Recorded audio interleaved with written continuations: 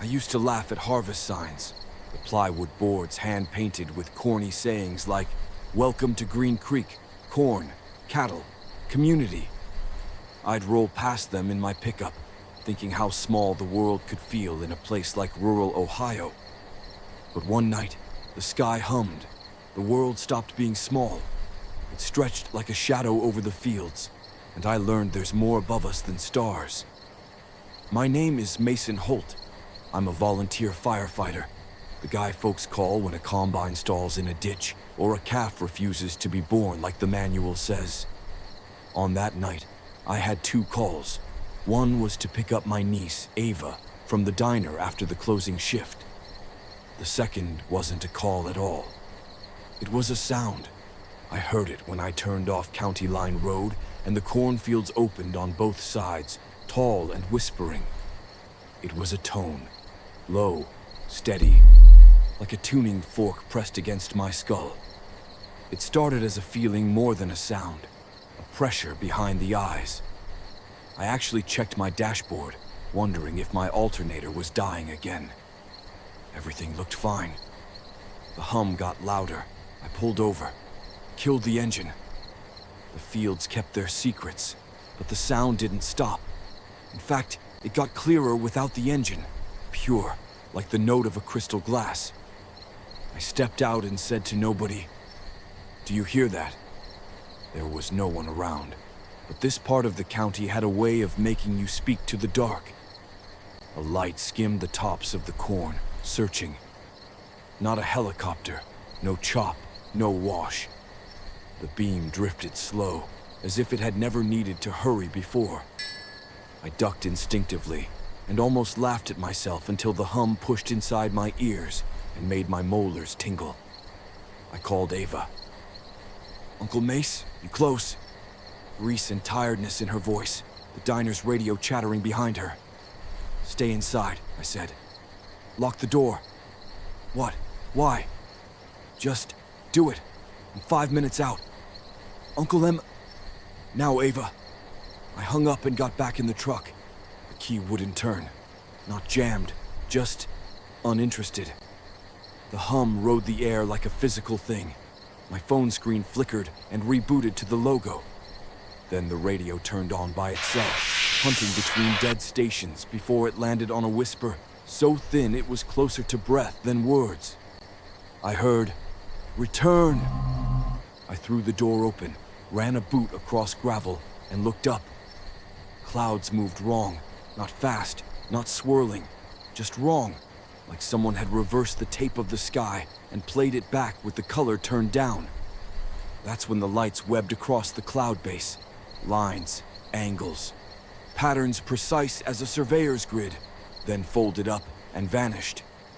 The hum stopped. The crickets returned like somebody lifted a dome off the fields.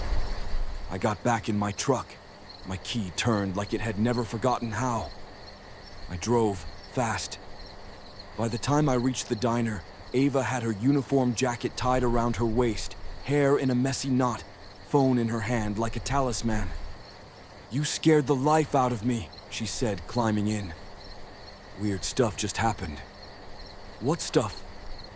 The fryer came on and off by itself, and my headphones, playlist started from the middle, not like a glitch, like it knew the part I liked. Anyone else there? Sherry was counting the till. She said the fluorescent light in the walk-in flickered and spelled something. She swears it spelled go. I put the truck in drive.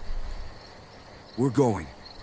We made it 2 miles before every dashboard light flashed red and the engine died again. No hum this time, just absolute silence. Not even the chirp of an insect. The fields lay flat and cold. The night held its breath. The sky opened. I wish I could tell you it was a beam, or a saucer, or any shape a human mouth can name. But it was more like the idea of a beam, a feeling of being noticed, a pressure, a gentle hand on the top of your head that somehow weighed 1,000 pounds.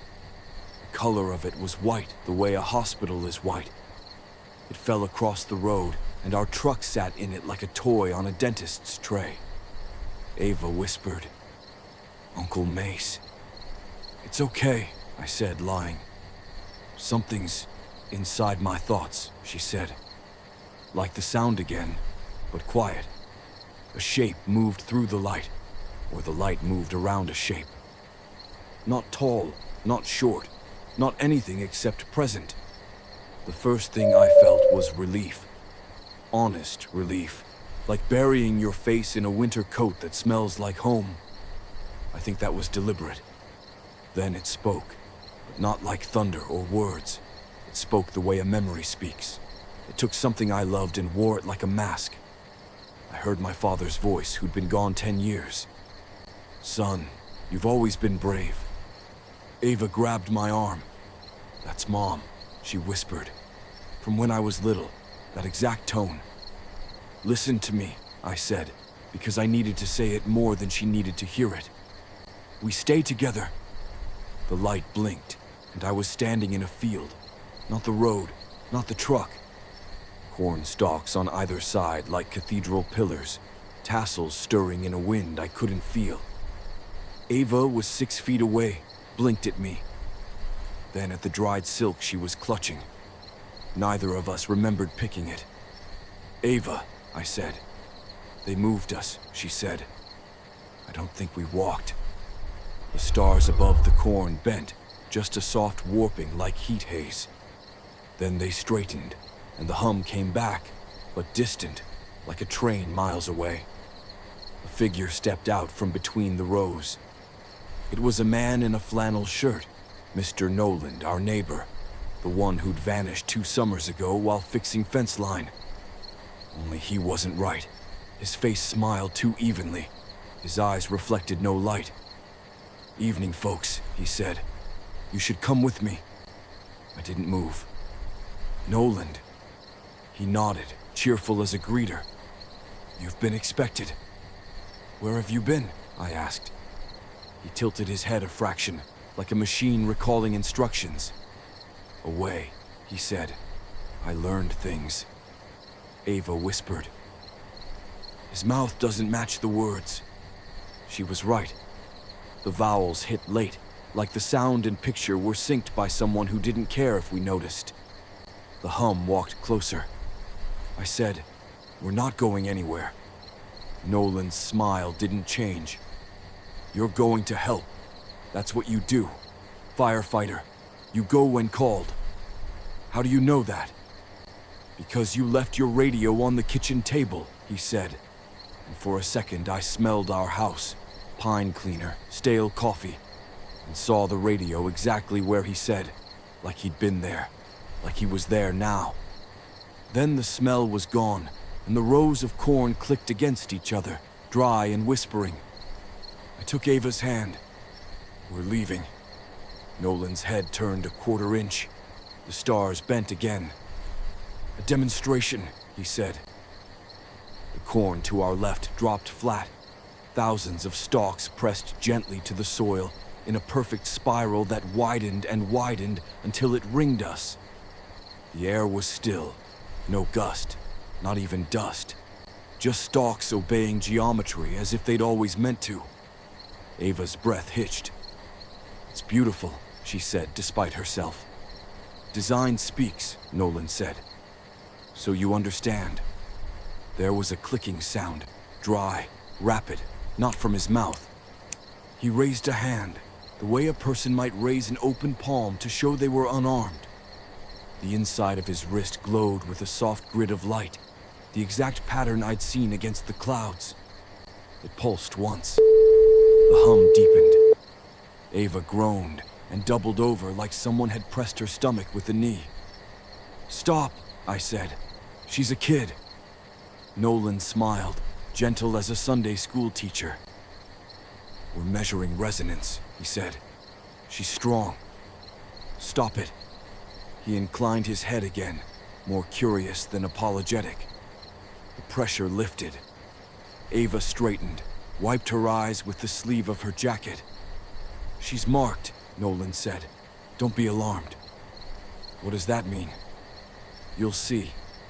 The corn clicked again. A shadow rose on the other side of the circle. Not a shape, but a subtraction of light. The way a hole isn't a thing, but the absence of dirt. It folded, unfolded. And then there were stairs where there hadn't been stairs. Narrow, black, going down into the soil without displacing a speck. I don't like stairs that go down, Ava said. They're clean, Nolan said, and he meant it as comfort. I pulled Ava behind me. We're not stepping into a hole in a cornfield because you said please. Nolan thought for a long second. Then said, we'll do it this way. The world ticked. That's the only word I have for it. Like a film skipping a frame. One instant I was staring at stairs. The next, I was in a white hallway. Neither of us had moved. We had simply been placed. The ceiling was low. The walls were smooth and lacked any seam. The air tasted like a penny on your tongue. Lights hummed somewhere without a source. I knew like you know when a storm is about to break. But the hallway didn't go in a straight line, even though it appeared to. It curved through a space my eyes didn't have the license to comprehend. Behind us, Nolan stood at a respectful distance, hands at his sides, as if posing for a portrait. Better? No, I said. Ava held my hand so hard it hurt. She nodded toward the wall. Uncle Mace, she whispered. Is that us? The wall was smooth, but showed a sheet of images, not reflected, displayed. Our house, a black and white of my father holding me at age 3. A grocery list I'd scribbled on the back of an envelope, the envelope's torn corner. A text I sent to a girl I almost married, in the way I didn't send the next one. Stop, I said. The images went dark, gentle as a cloud passing the sun. Why us? I asked. Why here? Why now? Nolan looked genuinely puzzled. You were selected, he said. This field is connected. So are you. The answer to why now is because now. I stepped toward him. Give me a human answer. He nodded, as though that instruction were a key he could turn.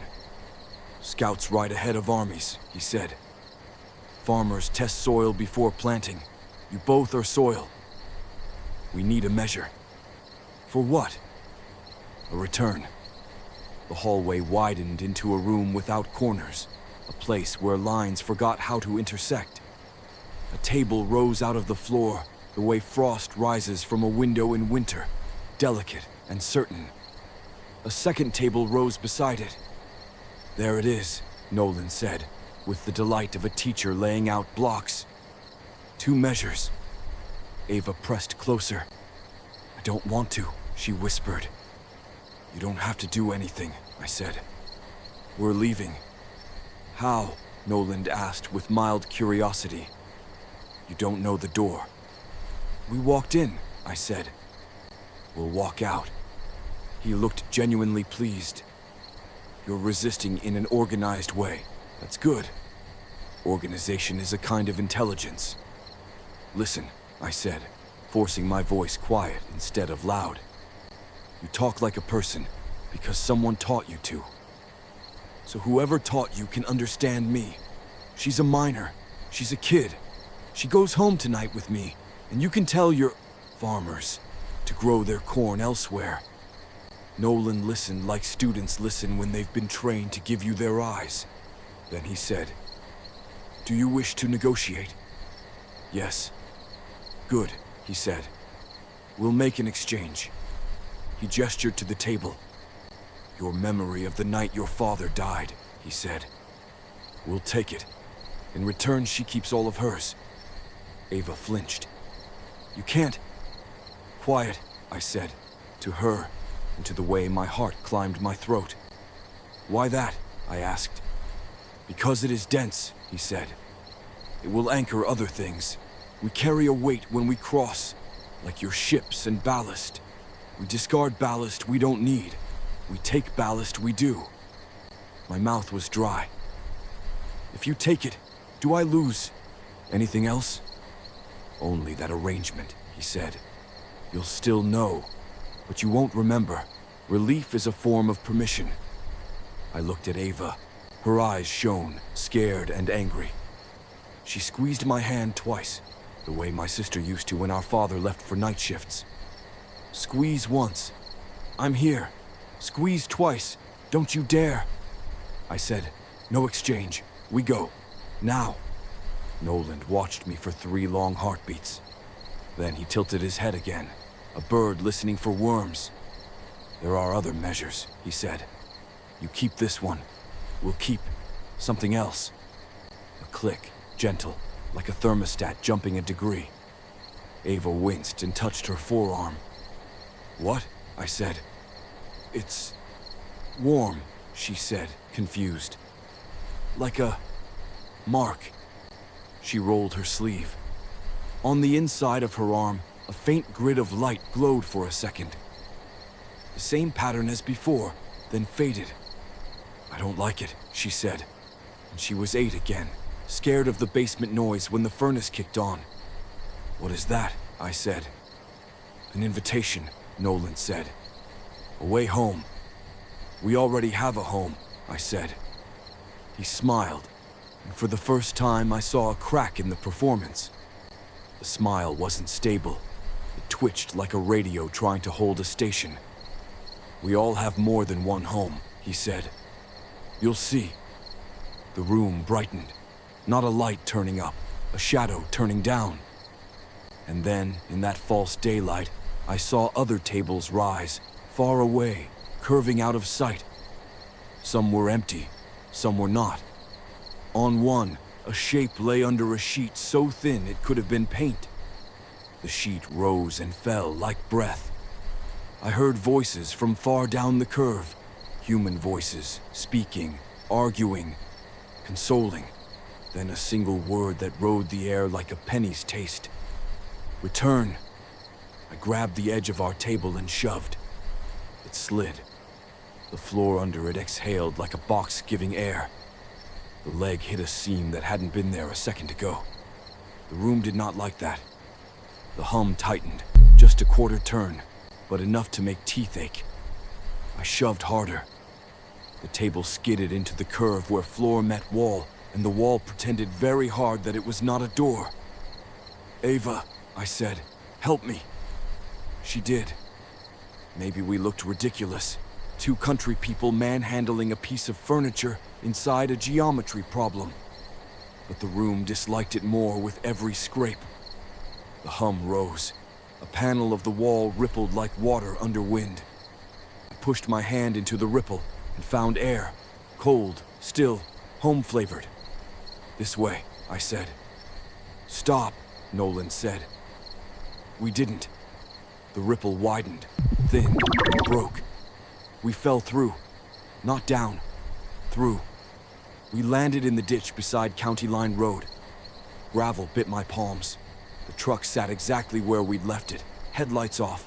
Interior light dead. The kind of dark that feels like velvet and grief. Crickets screamed. Relief is a loud sound. Are we out? Ava said, too frightened to hope. For now. We scrambled up the ditch and climbed into the truck. The key turned. The engine caught like a loyal dog.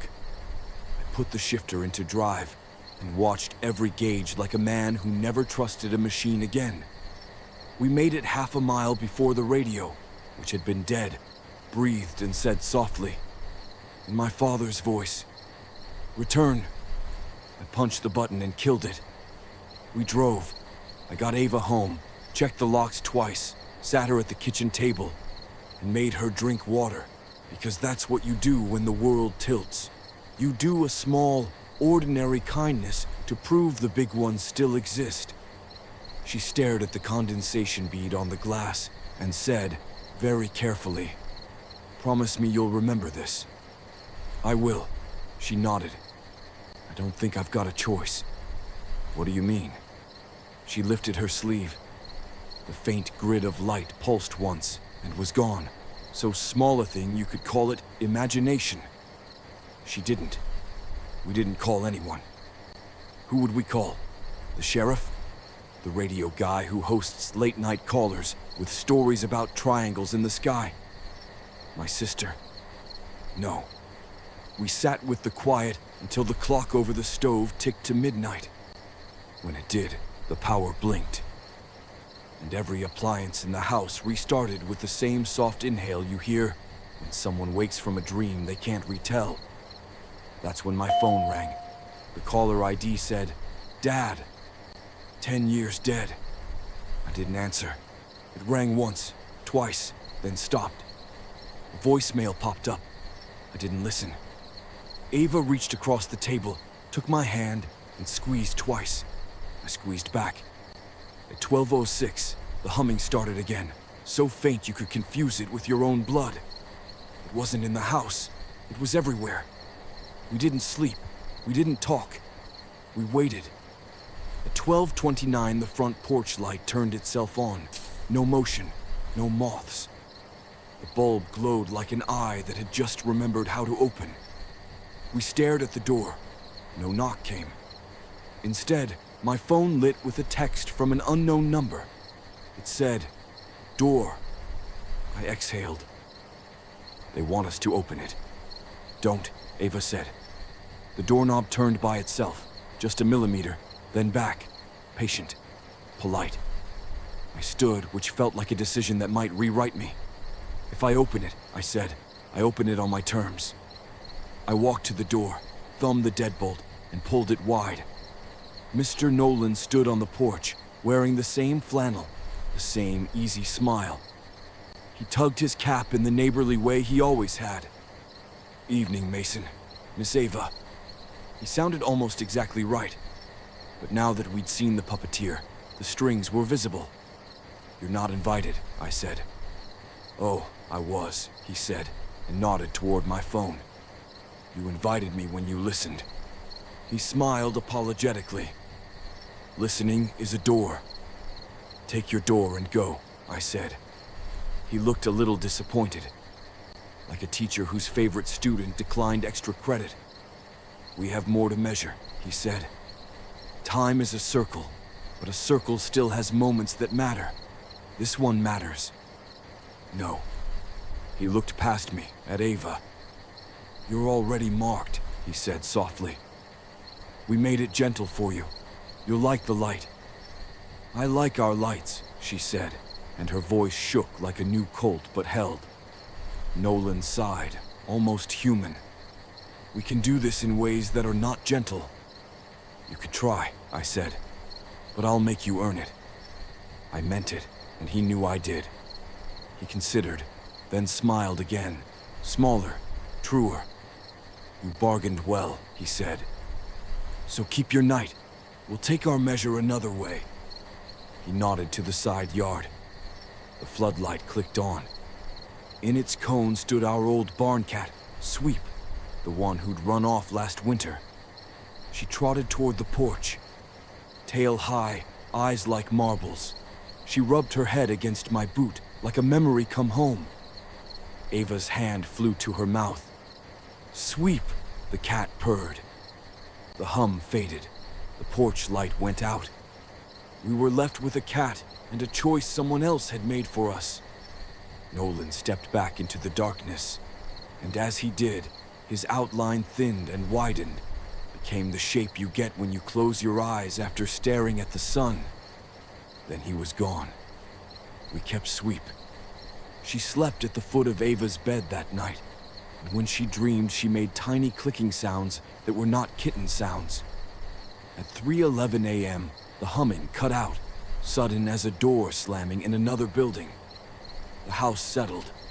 The refrigerator sighed. A train blew its horn 5 miles away, like the world checking its own pulse. At dawn, I walked the field. The spiral lay pressed into the corn, perfect, mathematical, kind. No boot prints, no tire tracks. At the spiral's center, a circle of bare, dry soil where nothing grew. On the soil, a pattern of faint squares like a quilt left to bleach in the sun.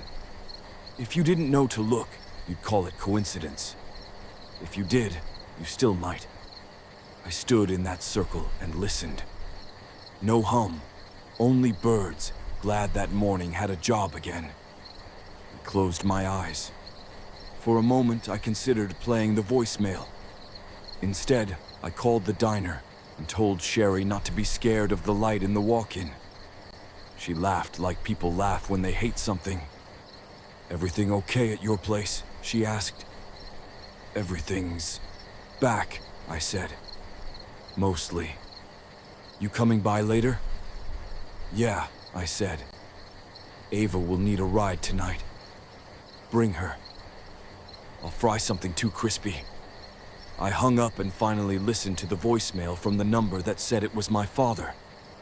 It was 2 seconds long. There was no voice. Only a soft exhale, like someone on the other side of a door, deciding whether to knock. We didn't tell anyone. We lived our lives. Ava went to school. I took the truck in for work I didn't need, so a man in town could hand me a bill and make a living. At night, we locked the doors. Sweep slept like a sentinel on Ava's bed. Sometimes she'd sit up at nothing and make those tiny clicks. Every now and then, driving county line after a volunteer call, I'd turn off my radio, and there it would be again. The hum. Far away, polite. A promise with no date. I'd keep the wheel straight. I'd keep going. 2 months later, at 12:29 a.m., the porch light came on again. The doorknob didn't turn. My phone didn't ring. In the yard, the air was empty of shapes. I stood with my hand on the jamb and waited to see if the night would take a breath. In the back bedroom, Ava exhaled once, a soft sound. Down the hall, Sweep answered with a gentle click. And somewhere over Green Creek, the sky remembered a grid.